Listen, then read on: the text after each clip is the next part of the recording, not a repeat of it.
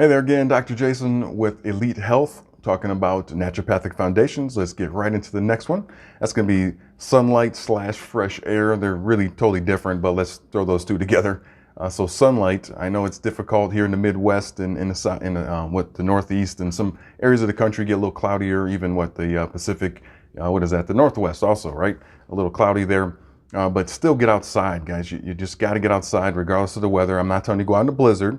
But most of us, we're designed to do hard things. Just generally, we are designed to do hard things. So when it's not the most best weather out there, it's a little rainy, it's a little snowy, whatever, get your carcass outside. It's so important. Trust me.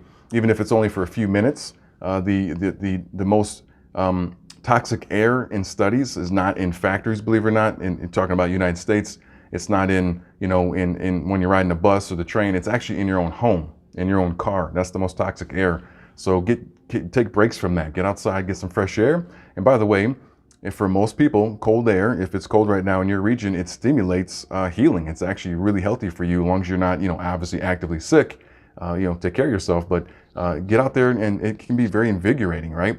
Hydrotherapy, where we use, have a patient get in some really warm water and then get in some cold water, or different variations of that, is very healing. And they do that in spas and treatments all over the world. Well, you can do that by literally going outside, and breathing in that cool air. Again, if it's wintry in your region, if it's warm out, again, your body still needs fresh air. Get out there for a few minutes, even if it's super hot outside. It's such an important thing to maintain regardless of the weather. In other words, don't let the weather dictate to you if you get fresh air or not. Protect yourself if it's super cold, of course, super hot, but you got to get outside. It just has to be a tenet of health. We are designed to be outside, in fresh air, if not among nature, okay? As far as sunlight goes, believe it or not, there's studies on this that the photons in light, right? All light has photons in it, but especially sunlight actually has receptor sites in the brain. It's actually used in the brain as a nutrient. And again, if it's really cloudy where you live, it's tough, but do the best you can to get whatever exposure you can. Now remember, even if it's overcast, you can still get rays of sun into your body and into your eyes. It may not be bright sunny, but you can still get some. So go outside even if it's a little cloudy out. And then also you might look into maybe a light box. They have boxes you can get that are they have full spectrum bulbs in them. Spend some time with that. That can really be big, especially if you have SAD or seasonal affective disorder. Basically, you get gloomy with cloudy, cold weather, right? That's basically what it is.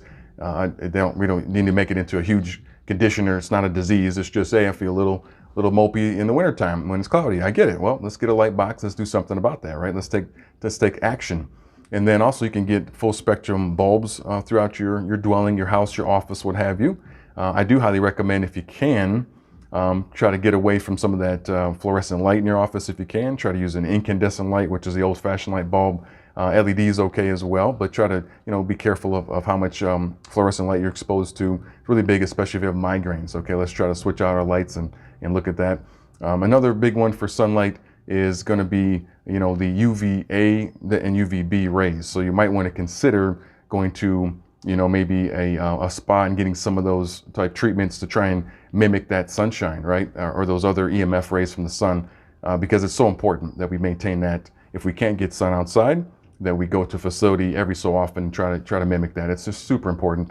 There's so many benefits to it, but there's a huge detox effect when you get the ultraviolet radiation in your body and infrared radiation. There's big detox effects, obviously making vitamin D. And just again, those receptor sites in the brain say, thank you, I feel better. Okay, so let's keep in mind, do the best we can to get some fresh air and sunshine whenever possible. And if you can afford it, if we can save up for it, we can go on a little vacation, or we can get to a destination that we can get a little sun on our skin, even if it's like only a couple times throughout the winter. All right, so let's look at that as a foundation. Stay tuned for more. All right, have a great day.